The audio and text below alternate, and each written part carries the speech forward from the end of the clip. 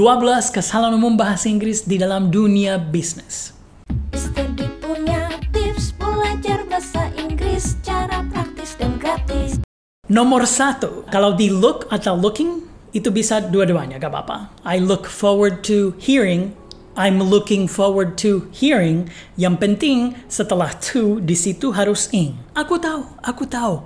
Biasanya to gak diikuti kata verb ing. Aku sering bilang sama kalian, jangan bilang to verb ing. Jadi sekarang kalian kayak, Mr. D, what's wrong with you? Kamu bilang sama aku jangan pakai verb ing setelah to. Kenapa di sini di look forward to harus pakai ing?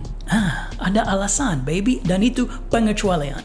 Look forward to itu digabung. 3 kata itu digabung jadi satu kata kerja. Ini namanya phrasal verb or multi-word verb. Mereka nggak bisa dipisah. I look forward you, itu nggak ada artinya. Jadi I look forward to harus diikuti dengan gerund dalam kasus ini. Makanya bisa pakai ing. I look forward to seeing you. I look forward to hearing back from you soon. Di depan, kenapa bisa look atau looking? Ganti I atau I'm aja. I look forward to atau I'm looking forward to. Dan apa bedanya? Gak penting. Bisa pakai dua-duanya. Nomor 2, dalam bahasa Indonesia, selamat pagi, selamat siang, selamat sore, dan selamat malam semuanya bisa dipakai sebagai sapaan.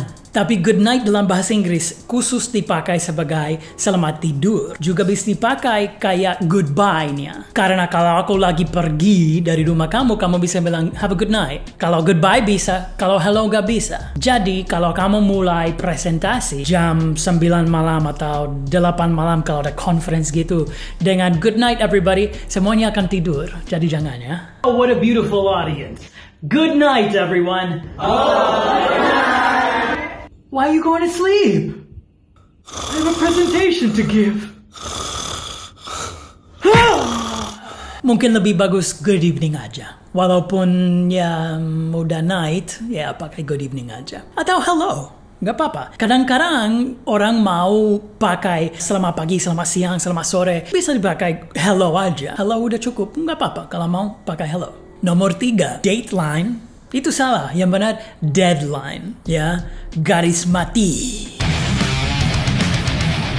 Dateline itu dipakai dalam dunia jurnalis. Ya, dalam koran ada tanggal, itu namanya dateline. Kayaknya di program TV berita juga mereka pakai dateline, tapi yang penting itu kurang dipakai. Sampai aku harus Google search sendiri untuk tahu apa itu dateline. Yang benar, deadline. Nomor 4, word of mouth. Dari mulut ke mulut, kamu nggak bisa menerjemahkan kata per kata ke bahasa Inggris. Jadinya mouth to mouth. Karena itu kalau ada orang yang tenggelaman, kamu harus bantu dia.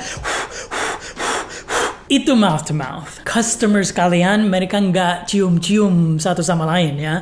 Dalam bahasa Inggris bilangnya word of mouth. Aku kasih contoh dalam kalimat. Word of mouth is the most effective form of marketing. Nomor 5, advise dan advice. 2 kata ini sering kebalik. Karena advise yang ada S diucapin kayak Z. Advise. Ada juga suara A di situ. Vise. Advice. Itu suara yang aku suka pakai tulisan Sunda ya, karena bisa bedain lebih gampang dari yang biasa yang U. So advice. Dan C emang kayak S di situ. Advice, apa bedanya? Advise itu kata kerja, menyarankan, dan advice saran, kata benda. Aku kasih contoh dalam kalimat ya. I need you to advise me on this current project. Thank you for your advice. Gitu. Oke, sebelum aku lanjutin 12 kesalahan umum bahasa Inggris dalam dunia bisnis, aku mau kasih tahu kalian sesuatu. Kalau kalian mau belajar business English lebih dalam, kalian bisa belajar sama English Today. English Today adalah perusahaan business English training. Itu emang fokus English Today. Mulai dari 1 jutaan, kamu bisa dapat 30 sesi belajar. Wow.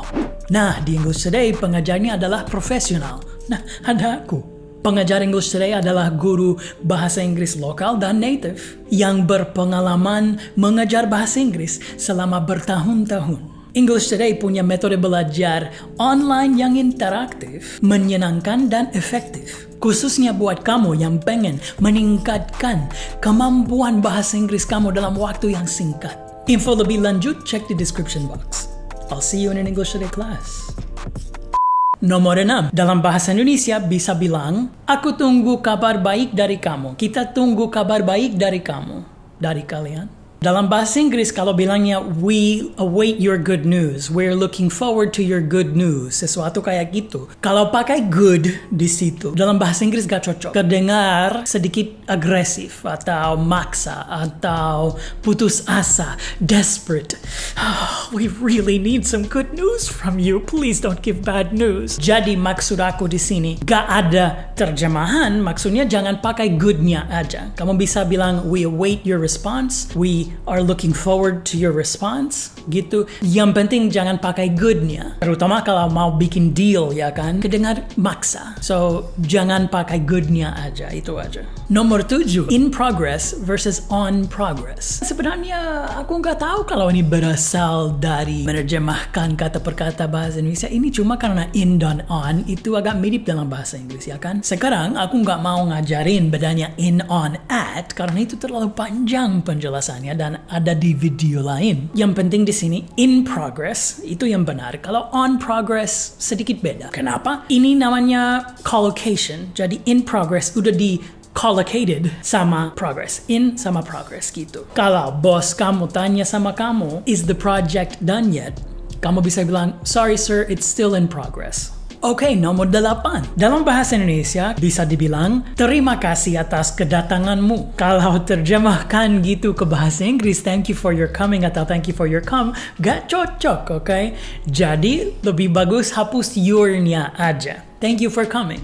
Kalau emang mau pakai your-nya, kedatangan mu-nya, thank you for your attendance, thank you for your presence, itu bisa. Nomor 9, ini berasal dari menerjemahkan kata per kata dari bahasa Indonesia ke bahasa Inggris. Kalau kamu mau bilang ke orang tentang posisi kamu di perusahaan kamu, dalam bahasa Indonesia bisa dibilang, kalau kamu mau kasih tahu posisi kamu, kamu bisa bilang, di sini aku sebagai public relations. Ya kan? Aku sebagai public relations di perusahaan bla bla bla. Kalau dalam bahasa Inggris, I am as public relations atau I as public relations, gak bisa. As-nya gak cocok di situ ya. Ada Z bukan S.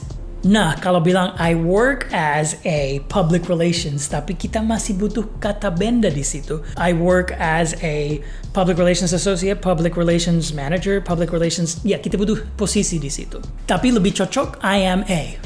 Gitu aja bisa.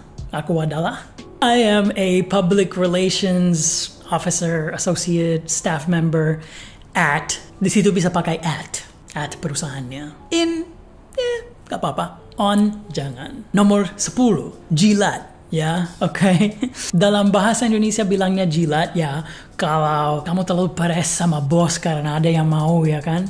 Ngejilat mungkin bisa dibilang. Kalau kebanyakan orang menerjemahkan ke bahasa Inggris, mereka pakai licking. Dicocok dengan kata yang aku gak mau pakai sekarang karena itu terlalu grafik. Jangan. Lebih cocok brown nosing. Brown nosing ya sama, oke? Pokoknya brown nosing, jangan bilang licking. Okay? Aku kasih contoh kalimat. Eka is always brown-nosing. Eka is such a brown-noser. Dibikin kata benda. You're a brown-noser. You really shouldn't try to brown-nose your way to the top. Nah, jadi aku pakai brown-nose, brown-nosing, brown-noser. Nomor 11. Kolega. Ada kata kolega dalam bahasa Indonesia, ya kan? Colleague. Seharusnya diucapin gitu. Colleague. Bukan college. Ini kesalahan umum kamu. Tapi, I'm here for you baby. I have sympathy for you. Ini bukan kamu yang salah. Itu bahasa Inggris. Karena bahasa Inggris suka ucapin G dengan G atau J. Tergantung kata ya. Bahasa Inggris, why do you do this to me? Nah, oke, gak apa-apa. Sekarang kita benerin. Jadi kalau ada suara J, college, itu kuliah. Ya, sama kayak university gitu. Mirip. Dan colleague itu baru kolega, itu teman kerja. Lebih bagus kamu panggil teman kerja colleague daripada friend, karena friend itu ada konotasi sedikit kayak kekanak-kanakan gitu. I'd like to introduce you to my colleague. I'd like to introduce you to my colleagues. Itu formal banget. Bagus. Dan nomor 12, staff. Staff, aku kayak merasa gak enak kasih tahu ke kalian kesalahan umum ini karena aku kenal banyak orang yang suka bilang staffs, dan setiap kali mereka pakai aku nggak berani mereka. Ada satu orang yang very close to me yang dia sering pakai, and I feel really bad. I have to do it, babies. Okay? Karena staff itu udah jamak. Aku bukan staff. Aku sama semua yang kerja di satu divisi. Kita staff. Di satu perusahaan kita staff. Staff member baru bisa. Staff kan semua berarti? Yes. Kalau staff member satu? Staff member satu. Staff members baru banyak lagi, but you don't need it because staff is already banyak. Exactly. Jadi staff, kalau mau pakai dalam kalimat, the staff is very stressed over the work hours. Kalau satu, some of my staff has been stressing out over our workload. Itu banyak, beberapa. Kalau satu, he is my staff member, bisa satu orang. Nah, bisa bilang employee juga, one of my employees. One of harus jamak, okay? He is my employee, she is my employee. Goddess. Nah, abis nonton video ini, semoga bahasa Inggris kamu akan jauh lebih bagus. Biar kamu bisa dapat lebih banyak deals, ya. Biar kamu bisa dapat promosi, ya. Atau gaji naik, salary raise. Dan kalau masih mau lebih banyak materi untuk bantuin kamu, coba cek di description box. Kamu bisa belajar sama English Today. Kita punya banyak packages yang bisa bantu kamu dengan budget kamu. So good luck. Get that raise, get that promotion, get that deal. Good for negotiation, babies.